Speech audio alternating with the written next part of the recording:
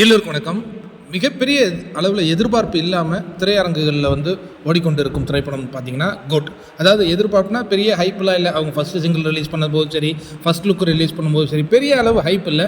ஆனால் படம் தமிழ்நாட்டை பொறுத்த வரைக்கும் நல்ல அளவில் தான் போயிட்டுருக்கு அப்படிங்கிற தகவல் வந்திருக்கு.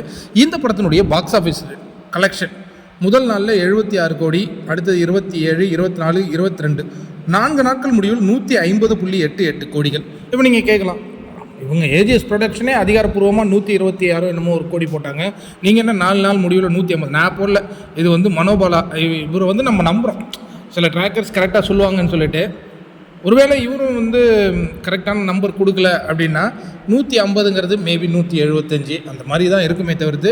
ஆனால் இவங்க சொல்கிற அந்த அமௌண்ட்டு தமிழ்நாட்டிலேயே 4 நாளில் 100 கோடி, ஓவர்சீஸில் 100 கோடி, இங்கெல்லாம் சேர்த்து 100, அதெல்லாம் வரத்துக்கு வாய்ப்பு இல்லை. பட் அப்படி வந்திருந்ததுன்னா அந்த பட நிறுவனத்துக்கு மகிழ்ச்சியாக இருந்ததுன்னா நமக்கு மீண்டும் மகிழ்ச்சி அப்படிங்கிறதே நம்ம சொல்லுவோம்.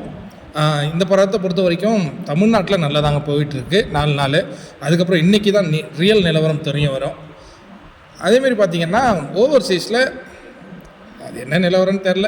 பட் இவங்க சொல்கிறது பிரகாரம் அந்த விஜய் ட்ராக்கர்ஸ் இருக்காங்களா, அவங்களாம் 100 கோடின்னு சொல்லிகிட்டு இருக்காங்க. மற்ற எந்த ஏரியாவிலும் இந்த படம் பெருசாக போகலை. இங்கேயே 100, அங்கே 100 நாளும் 200 தான் வருது. ஆனால் இவங்க முதல் நாளுக்கு பிறகு அதிகாரப்பூர்வமான என்ன பண்ணல, ஒரு போஸ்டர்ஸ் ரிலீஸ் பண்ணல. ரிலீஸ் பண்ணும்பொழுது அது எவ்வளோவா இருக்கும் அப்படிங்கிறத நம்ம பார்த்துப்போம்.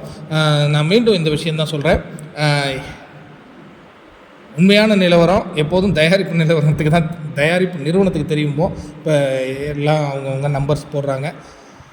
அதுக்கடுத்தது வெங்கட் பிரபு பஞ்சாயத்து பெரிய அளவு பஞ்சாயத்தாக போய்ட்டுருக்கு. இந்த கடைசியாக கிளைமேக்ஸில் நீ யார் ஃபேன்மா அப்படின்னு கேட்கும்போது அவங்க தலை அப்படின்னு சொன்னாங்க. அந்த தலைங்கிறது தோனியா இல்லை அஜித்தா அப்படிங்கிற பல பிரச்சனைகள் போயிட்டு இருந்தது. அந்த நடித்த பொண்ணு என்ன சொல்லிச்சுன்னா, தலைனா ஏன் அஜித்தா இருக்கணும், தோனியா இருக்கலாமே அப்படின்னு சொல்லிச்சு.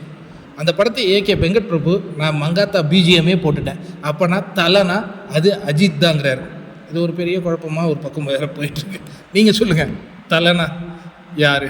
அந்த பொண்ணு தலைனா வெங்கட் பிரபு பிரகாரம் பார்த்தீங்கன்னா அவர் விஜயோடைய பொண்ணு தலை ரசிகை. சரி, என்னங்க 150 கோடி நாளையிலேருந்து இதனுடைய நிகழ்வு நடக்க வரும். இப்போ நமக்கு இன்ட்ரெஸ்டிங்கான விஷயம் என்னென்னா, ஏஜிஎஸ்லேருந்து ஒரு ஃபோட்டோ அனுப்புவாங்க, அது எவ்வளோங்கிறத பார்ப்போம்.